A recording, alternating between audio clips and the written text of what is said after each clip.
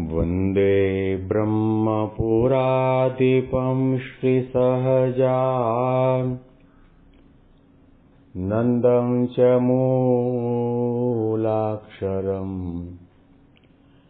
श्रेयस्कारणसद्गुणैकनिलयम् श्रीप्रागजिह्वावत ब्रह्मोपासनधारकं गुरुहरिं यज्ञं तथा योगिनं प्रीत्येवं प्रमुखं महन्तमनिशं श्रीजीस्वरूपं मुदा।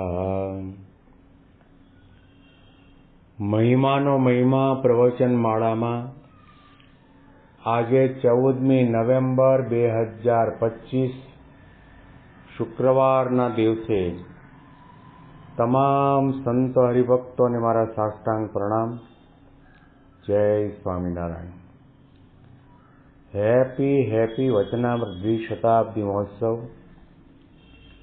હેપી પ્રમુખ સ્વામી મહારાજ શતાબ્દી મહોત્સવ. છેલ્લા 29 દિવસથી આપણે ગરડા અંત પ્રકરણનો 27મો વચનામૃત કોઈ જાતની આંટી ન પાડ્યાનું સાંભળી રહ્યા છીએ. આ વચનામૃતના અંતિમ ભાગમાં આપણે પ્રવેશ કરી ચૂક્યા છીએ અને આજે કદાચ આપણે આ વચનામૃતની સમાપ્તિ પણ કરવાના છીએ.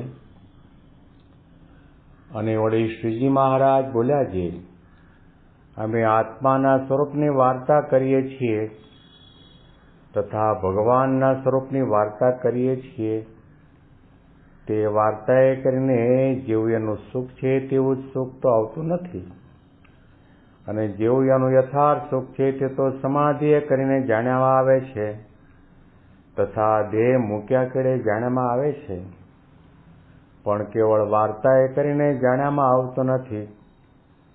જેમ રૂપનું સુખ તે નેત્રે કરીને ભોગવાય છે, પછી તે સુખને મુખે કરીને વખાણ કરે છે, બહુ સારું રૂપ દીઠું, ત્યારે તે સુખનો અનુભવ જેવો નેત્રને થયો તેવો મુખને ન થયો. તથા શ્રવણે કરીને શબ્દને સાંભળ્યો, નાસિકાએ કરીને ગંધને સૂંઘ્યો, ત્વચાએ કરીને સ્પર્શ લીધો, જીહ્વાએ કરીને રસ ચાખ્યો, પછી તે સુખના વચને કરીને વખાણ કરે છે, બહુ સારો ગંધ હતો, બહુ સારો રસ હતો, બહુ સારો સ્પર્શ હતો, બહુ સારો શબ્દ હતો.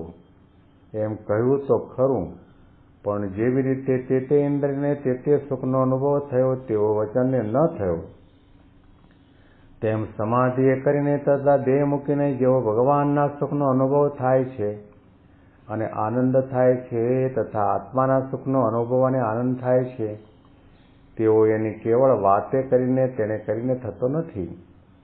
અને જો એ બેની વાર્તા સાંભળીને તેનું મનન અને નિધિધ્યાસ કરે તો એનો સાક્ષાત્કાર થાય, અને સાક્ષાત્કાર થાય ત્યારે સમાધિએ કરીને જેવો એ બેનો અનુભવ અને આનંદ થાય તેવો જ થાય.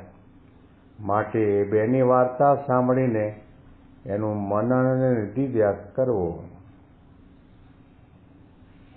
આમાં મહારાજે આત્માની વાત કરીએ છીએ અને ભગવાનના સ્વરૂપની વાત કરીએ છીએ. આ બે વાક્યનો પ્રયોગ મહારાજે કર્યો, એમાં થોડા ઊંડા ઉતરીએ તો આપણને ખ્યાલ આવશે. આત્મા શબ્દથી જીવાત્માને પણ લઈ શકાશે કે જે આત્માને જન્મ નથી, મૃત્યુ નથી, બાળાવસ્થા નથી, વૃદ્ધાવસ્થા નથી, કપાતો નથી, સડતો નથી, સુકાતો નથી, અજર છે, અમર છે, એ આત્માની વાત પણ કરી. અને આત્મા શબ્દથી અનાદિ અક્ષર બ્રહ્મની પણ વાત કરી. અનંત જીવાત્માઓ છે, પરંતુ અનાદિ અક્ષર બ્રહ્મ એક અને અદ્વિતીય છે. આત્મા માયાબદ્ધ છે. જીવાત્મા માયાના કારણે, સ્વભાવના કારણે, વાસનાના કારણે, અજ્ઞાનના કારણે જન્મ મરણ લીધા કરે છે. એ જુદા જુદા દેહને ધારવો પડે છે. જ્યારે અનાદિ અક્ષર બ્રહ્મ છે તે અનાદિકાળથી અજન્મા છે, અજર છે, અમર છે.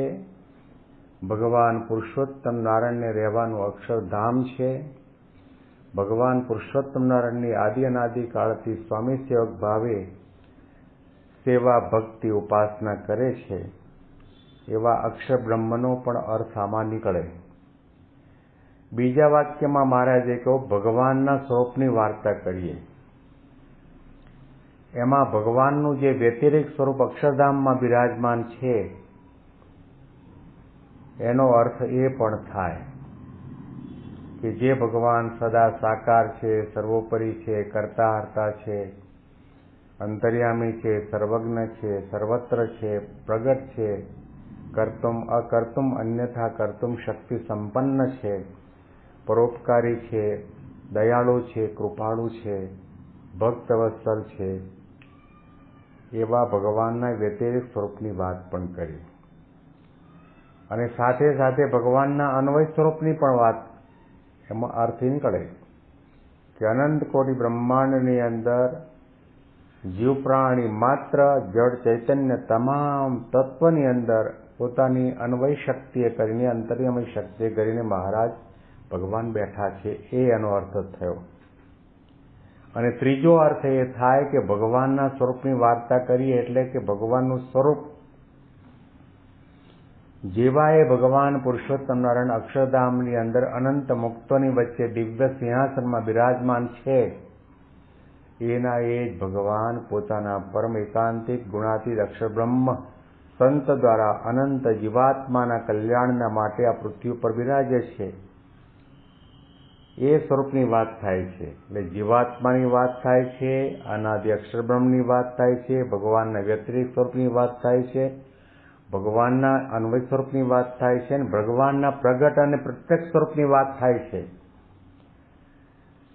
એ બધાની વાતો આપણે સાંભળીએ છીએ, પરંતુ મહારાજે દ્રષ્ટાંત આપીને સમજાવ્યું કે જેવું આપણે બગીચાની અંદર ગુલાબનું પુષ્પ ખીલ્યું હોય,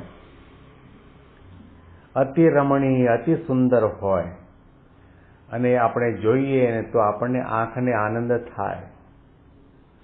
પછી એ રૂપ ગુલાબનું છે, રમણીયતા છે, એનું મુખે કરીને વર્ણન કરીએ તો એનો આનંદ તો થાય, પણ જેવો આંખને રૂપ જોયાનો આનંદ થાય એવો આનંદ મુખને નથી થતો. મહારાજે 5 જ્ઞાનેન્દ્રિયોનો, 5 કર્મેન્દ્રિયોનો વાત કરી કે આ 5 જ્ઞાનેન્દ્રિયો દ્વારા આપણે ઘણું બધું જોઈએ, ખાઈએ, પીએ, સૂઈએ, સાંભળીએ, જોઈએ, બોલીએ. તે ઇન્દ્રિયને તે વખતે તેનો આનંદ થાય, પણ બીજી ઇન્દ્રિયને એનો આનંદ એટલો ન થાય. તો મહારાજે કહ્યું કે એવી રીતે ભગવાનની વાર્તા, આત્માની વાર્તા, ભગવાનના સ્વરૂપની વાર્તા આપણે સાંભળીએ તો છીએ, પરંતુ સમાધિમાં એનો અનુભવ થાય અથવા તો દેહ મૂક્યા કેડે થાય, છતી દેહે એનો એ આનંદ આપણે જો અનુભવવો હોય તો મહારાજે કહ્યું કે આ વાર્તા જ્યારે સાંભળીએ છીએ ત્યાર પછી પહેલું તો સાંભળતા નથી, અને કદાચ સાંભળતા હોય તો ઘડી બે ઘડી, થોડી ક્ષણોના માટે, થોડી મિનિટોના માટે થોડા પ્રસંગો સાંભળીએ, થોડા વાક્યો સાંભળીએ અને થોડા આકાશમાં ભડાકાની માફક ઉપરથી જતા રહે.